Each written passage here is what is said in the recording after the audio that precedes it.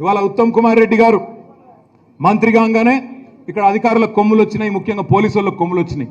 కొమ్ములు వచ్చి ఇవాళ మా వాళ్ళని తీసుకొని పోయి బలవంతంగా ఎస్సీ ఎస్టీ కేసులు పెట్టడం, ఇష్టం వచ్చినట్టు ఉత్తమ్ కుమార్ రెడ్డి గారి ఇంట్లో గుమాస్తాలాగా, ఇంట్లో బంట్రోతులాగా పోలీసు వాళ్ళు పూర్తి స్థాయిలో ఆయనకు దాసులై పనిచేస్తూ ఉన్నారు. వాళ్ళకు కూడా నేను ఒకటే విజ్ఞప్తి చేస్తూ ఉన్నా పోలీసు వాళ్ళకి, అయ్యా ఈ ప్రభుత్వం శాశ్వతం కాదు, ప్రభుత్వాలు శాశ్వతం కాదు. మొన్న 10 ఏళ్ళు మేమున్నాం, ఇవాళ వాళ్ళు ఉన్నారు, రేపు మళ్ళీ తప్పకుండా మా టైం వస్తుంది. వచ్చినాక ఒక్కొక్కడికి మిత్తితో సహా వడ్డీతో సహా తిరిగి చెల్లిస్తాం. ఒళ్ళు దగ్గర పెట్టుకోండి అని చెప్పి నేను విజ్ఞప్తి చేస్తా ఉన్నా.